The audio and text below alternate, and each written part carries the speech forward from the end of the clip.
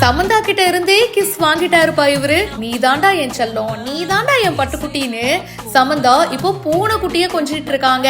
நீங்க என்ன நினைச்சீங்க?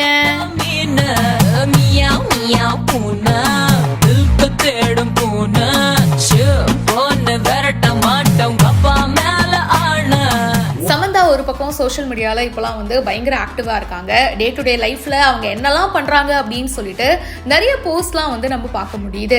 ரீசெண்டா ஒரு போட்டோ ஷூட் பண்ணியிருக்காங்க. அந்த போட்டோவோட சேர்த்து நிறைய ஸ்லைட்ஸ் வந்து ஆட் பண்ணியிருக்காங்கப்பா. அதுல அவங்க செல்லமா வளர்க்குற பூனைக்குட்டிய ஆசையா கொஞ்சிட்டு இருக்காங்க. பூனையை கிஸ் பண்ணிட்டே இருக்காங்க. பூனையும் வந்து ஆசையா கொஞ்சுதுங்க. அண்ட் அதுக்கப்புறமா பார்த்தீங்கன்னா அவங்க ரெடி ஆகுறது அண்ட் அவங்க வீட்டில் வந்து ஒரு குவாலிட்டியான டைம் ஸ்பெண்ட் பண்ணியிருக்காங்க. அவங்களுடைய டாக்ஸோட கேட்ஸோட அந்த வீடியோவும் ஷேர் பண்ணியிருக்காங்க. அப்புறம் ஃப்ளைட்டில் ஒரு ட்ராவல், காரில் போகும்போது பார்த்தீங்கன்னா அவங்களுக்கு முன்னாடி போகிற ஆட்டோவில் சமந்தாவோட பேனர் தாங்க வச்சுருக்காங்க. அட நான் தாங்க அது அப்படின்னு சமந்தா அப்படியே ஜாலியாக ஒரு போஸ்ட் கொடுக்க இந்த வீடியோவும் வந்து பார்க்க செம க்யூட்டாக தான் இருக்குது. பூ அப்படின்னு சொல்லி இந்த ஃபோட்டோஸ்லாம் ஷேர் பண்ணியிருக்காங்க.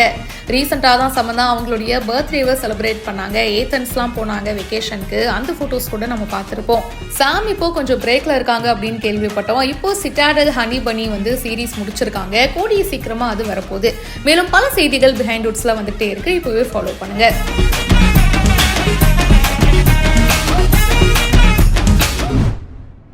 பாடி வதங்கும் ஏழையை நீயும் வதைத்தானாகுமா?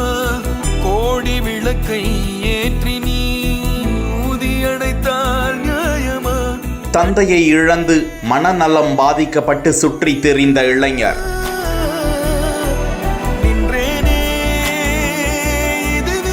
என்ன கொன்றுங்க என மருத்துவமனை ஊழியர்களிடம் தொல்லை கொடுத்து வந்த நிலையில் எஸ்ஐ ஒருவர் அந்த இளைஞரை மீட்டு சென்று மனநோயாளிகள் பிரிவில் சேர்த்துவிட்டு மனிதாபிமான சிகிச்சை.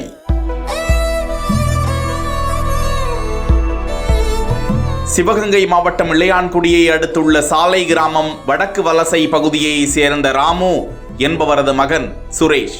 தந்தை ராமு உயிரிழந்து விட்ட நிலையில் இதனால் கடந்த 5 ஆண்டுகளுக்கு முன்னர் சுரேஷ் மிகுந்த மன அழுத்தம் காரணமாக மனநிலை பாதிக்கப்பட்டிருக்கிறார். அவரே அருகாமையில் உள்ள மருத்துவமனைகளுக்கு சென்று தன்னை மருந்து கொடுத்து கொன்றுவிடுங்கள் என தொல்லை கொடுத்து வந்த செய்தியை எஸ்ஐ பிரேம்குமார் அறிந்து கொள்கிறார். அந்த இளைஞரை தேடி சென்று அவரை ஆம்புலன்ஸ் மூலமாக மீட்டு சிவகங்கை அரசு மருத்துவக் கல்லூரி மருத்துவமனை மனநல பிரிவில் கொண்டு போய் அவரை சேர்த்துவிட்டு அவருக்கு தேவையான உதவிகளையும் செய்து வருவது பாராட்டுக்களை பெற்று வருகிறது.